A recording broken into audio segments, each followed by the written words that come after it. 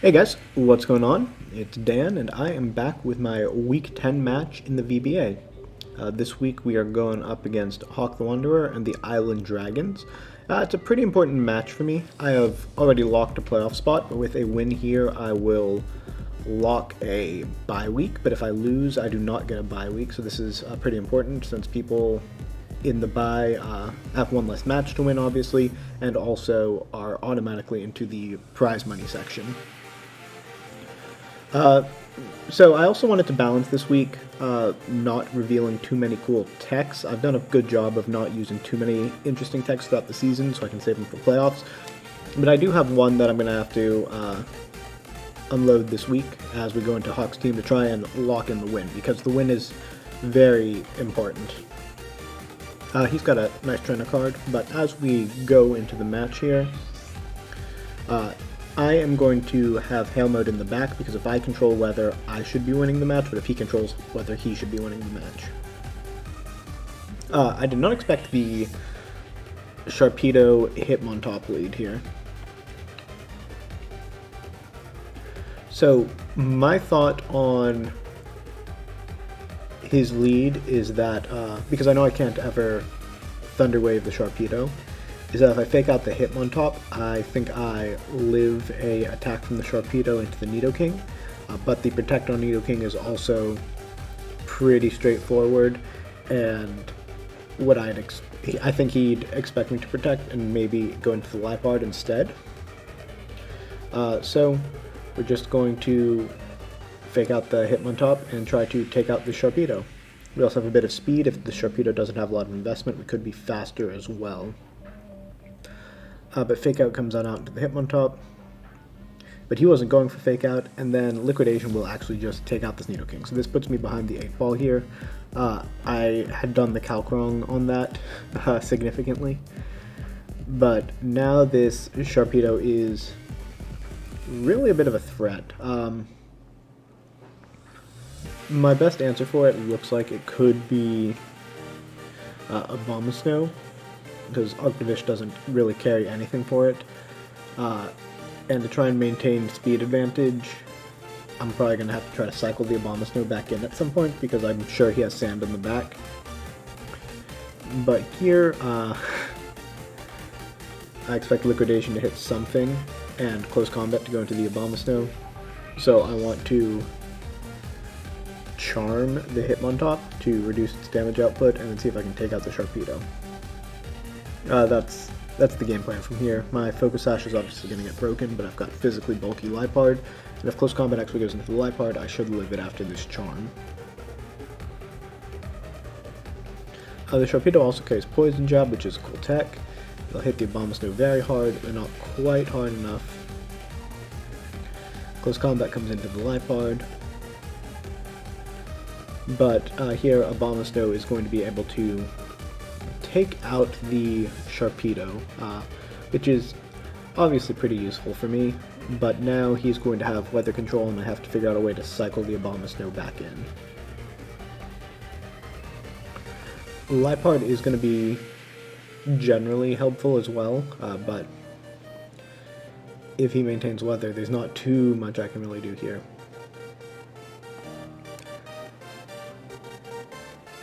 So my thought here is that based on his targeting, he's going to try to take out this Liepard this next turn, and Hippowdon will probably use a rock move into the Abomasnow. So I want the Hitmontop to be able to take out the Liepard, and then I'm going to switch in the Arctivish, which won't eat the rock move very well, so I need to Charm the Hippowdon, let Liepard go down to get Abomasnow back in and have weather control.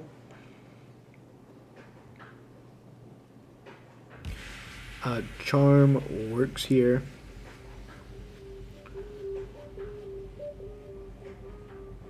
Out comes Close Combat, yep. But it went into Arctivish, which is really unfortunate, because if this is a Rock-type move into Arctivish, I could be in some trouble, but it's a high horsepower into the Liepard, which is interesting targeting all around, but Liepard survives. Not a huge fan of this position anymore. Thunder Wave into either of these doesn't really make sense, neither does another Charm. but I should survive a Rock Slide if I get a Abomasnow in. And Vicious Rend could take out the Hitmontop, and that's probably the correct play here. But I need to get the Abomasnow in for that. And if an attack goes into the Arctivish like I think it will, then protecting there also makes sense, and then I'll have my choice for KOs next turn. So I've got to get the Abomasnow in, and then I'm running out of time here, and if I had another 10 seconds, I'd probably think through it more and Vicious Rend the Hitmontop, but because the Hippowdon can't take it out, and I think Vicious Rend kills at that range, but instead I just go for what feels like a safer protect now that I control the weather. It turns out that, yes, I do hit that close combat, but I think I would have taken it out before that, which would have been good for me, and this Rock Slide comes out. But this should be a good position for me, because with Charter Barrier at -2, I always survive this unless I get crit, which I do. So yeah, that's unfortunate. And now I'm in a very rough position because I'll have one turn of Liepard, and I need the Arctivish to pick up 3 KOs in a row.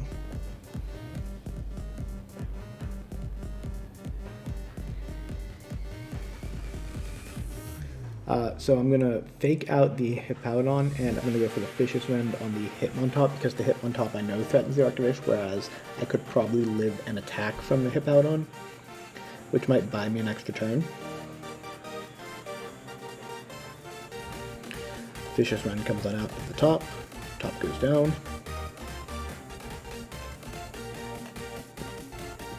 The Liepard goes down, and I'm in a 1v2 situation with what I assume is going to be the Dracozolt.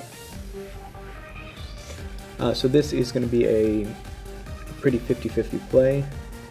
Dracozolt can obviously one-shot the Arctivish, and Hippowdon can two-shot it.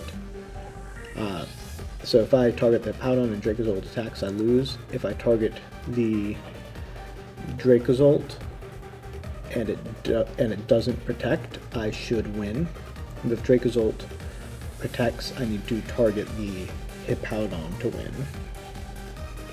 And all that comes with the 85% chance of Icicle Crash coming. So I'm just going to say he hasn't shown a lot of resolve to hit protect, so I don't think he'd protect the Dracozolt. But he does go for the protect, and I am going to take an attack from this Hippowdon, which now puts me in a very disadvantageous situation, because it will do enough to KO me next turn. So my play here is to take out the Dracozolt still, and to hope, basically, that this Hippowdon misses with the 5% miss. Icicle Crash will hit, Dracozolt will go down, and this Hippowdon's not going to miss, so this game was a bit unfortunate with the crit, but it puts me in a situation of needing to win 2 in a row to get the bye, so I will swing back around into game number 2.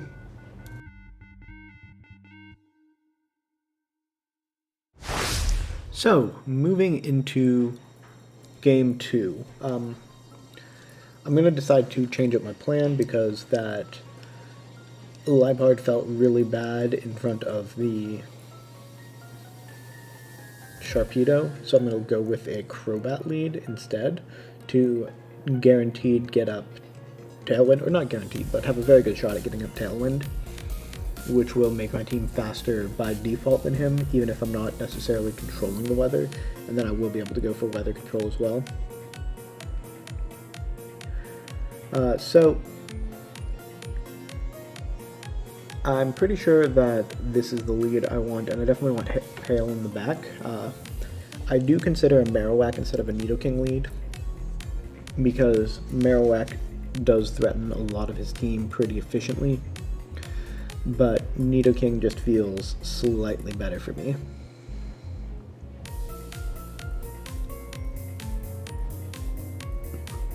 And so hopping on into the match here, he'll lead Hitmontop Dragapult this time. so this will give me some really good information. I'm going to protect, basically, and figure out how fast this Dragapult is. Protect on the Nidoking, because he can't stop Tripping from going up with this lead, or Tailwind from going up with this lead. And I need to pay really close attention to the speed as well, because if Crobat moves before the Dragapult, that means it's adamant or modest instead of a speed boosting nature, which is very important for me to know. He also doesn't have Aerodactyl, so he can't match my Tailwind. Nidoking gets up there, Protect. Fake out Blizzard to the Nidoking, so Protect's a good call there. And Crobat is faster than Dragapult. Okay, so Crobat's the fastest thing on the field. I always get Tailwind up. Great. And Dragapult will U-turn out.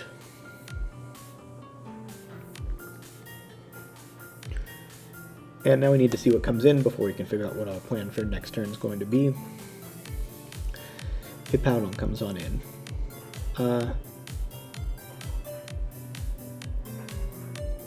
So here, it's pretty interesting. I'm pretty sure I just want to get my Hail up and click Blizzard with the Nidoking, which is my spicy attack this week.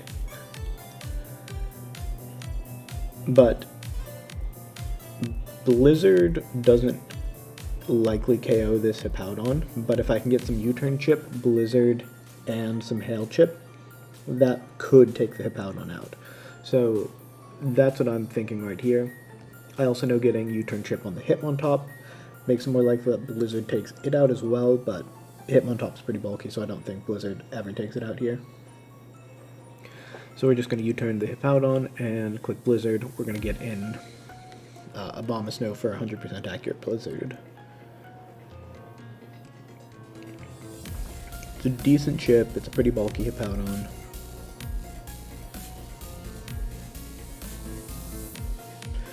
Abomasnow comes in, and under Tailwind, Nidoking is going to be the fastest thing on the field, always. Dragapult probably outspeeds Abomasnow still.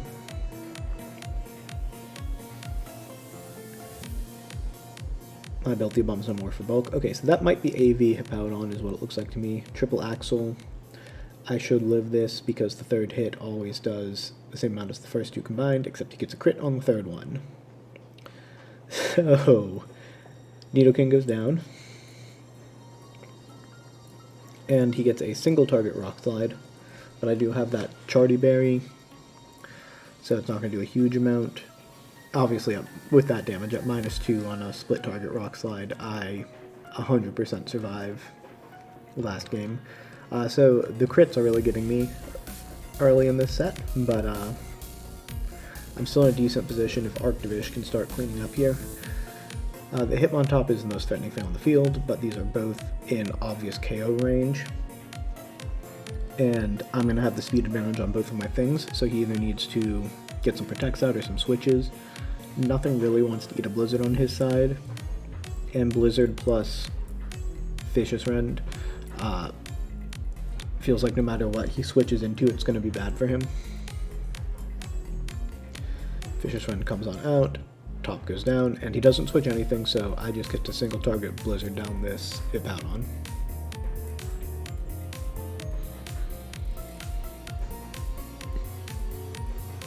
Alright, so this is a obviously very solid position for me.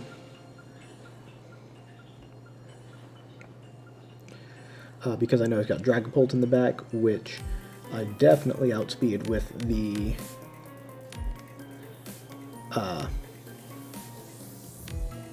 Arctivish here. But the Draco's ult is what can actually threaten to kill something. Dragapult can't kill anything from this range. So I sort of want to just click Blizzard, and I want to go for the Icicle Spear instead of the Crash, because the Spear will put enough chip that Blizzard will always take it out, even if it doesn't kill it, whereas Crash could miss, and then it survives, and then it takes out the Arctivish, and I'm in a very weird situation at that point. So, I take some time to think through it, but I do believe I eventually go for the Spear, yes. Which doesn't necessarily take it out. I think it takes 4 hits to consistently take it out, which will happen at least 50% of the time, but that chip alone is enough to Blizzard kill it. And I do take the Dracozolt out. So next, this Dragapult should be the next fastest thing on the field, even under Tailwind for me.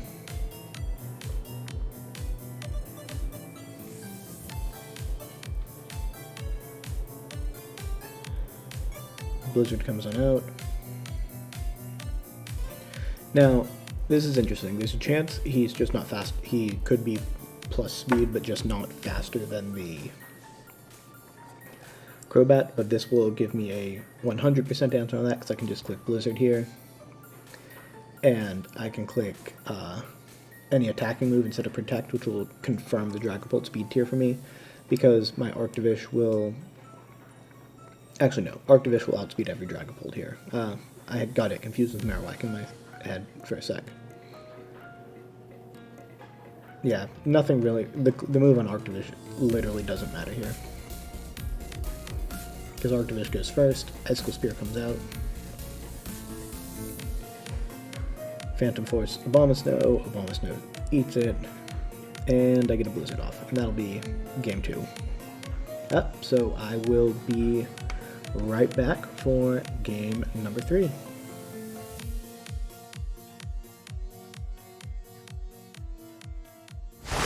Okay, so in game number 3, I kind of just want to run it back. I don't really see a lead that he has that looks great into the Crobat Nidoking, since Crobat will be the fastest thing on the field. If I get up Tailwind, Nidoking will always take out the Sharpedo before it can move, even after a speed boost. And then Abomasnow Arctovish in the back seems like my best mode. It just seems pretty straightforward. Important game. If I win, I get a bye. If I lose, I don't. And I think this is my strongest mode against his team, because he doesn't really have Trick Room. He just looks like he brought Dragalge as a counter Trick Room, which it does a decent job of against my team, but I'm feeling pretty comfortable here.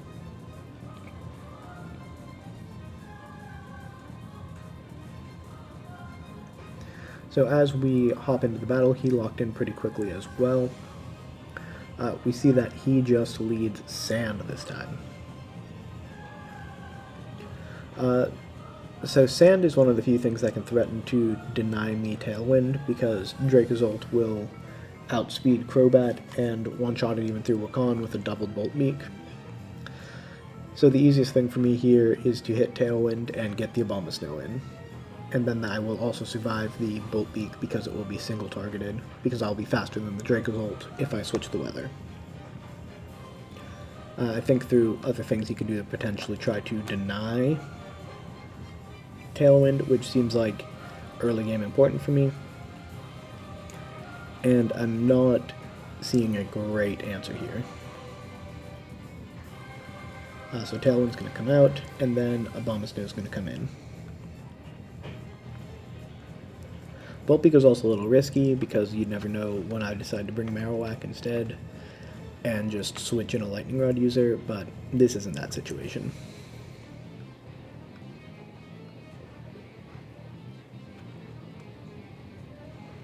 Tailwind comes on out. Bolt Beak comes out. I'll survive with the Wakan Berry.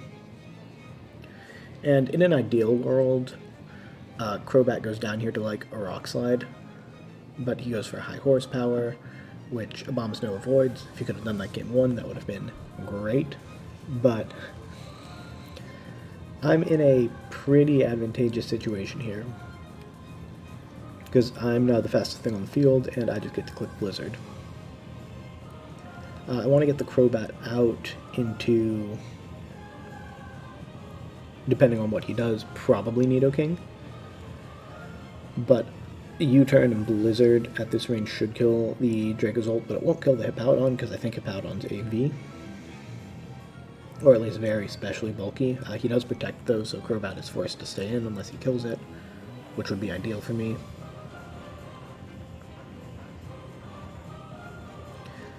Abomasnow will get a Blizzard off.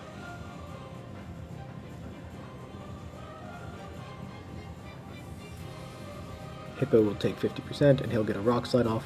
I'll eat my Chardy Berry. And it doesn't kill Crobat.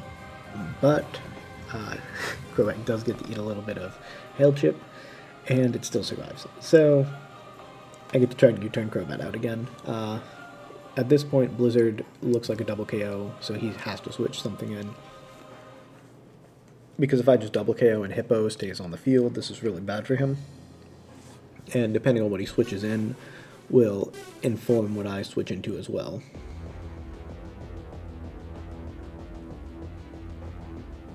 But he doesn't switch in, doesn't protect. Okay, so this is just going to be a clean double KO. What do I want against potential things in the back? And I think if he has a Sharpedo, then this Nidoking is actually going to be significantly better than my Arctovish against it in the back, because I'll have Tailwind for at least a little bit against it. I get the double KO with Abomasnow. And now we just get to see what we have in the back, and I've got full Weather and Tailwind advantage, and all 4 Pokemon. So I feel pretty comfortable at this point. Sharpedo is really the only thing you could have that could bring it back for him. And Sharpedo Hitmontop is actually probably the most annoying combination of Pokemon he could have in the back for me. Because if Sharpedo... to guarantee kill the Sharpedo, I'd have to double target it. But if I double target it with Earth Power Energy Ball and it protects, then Hitmontop could take something out. But if Hitmontop fakes something out and I only single target it and it fakes out the thing that was single targeting it, it's bad because Hitmontop stays alive at too much health. So, thinking through the different plays, I think Earth Power being the guaranteed KO is what I want to target into the Sharpedo. And then I'm also just going to click Blizzard in case the Sharpedo protects. So this way, even if he fakes out the Nidoking, Sharpedo lives, but it's low enough that Arctovish should be able to take it out. But Fake Out goes into the Abomasnow. That's fine. Nidoking gets off an Earth Power. And Sharpedo goes down.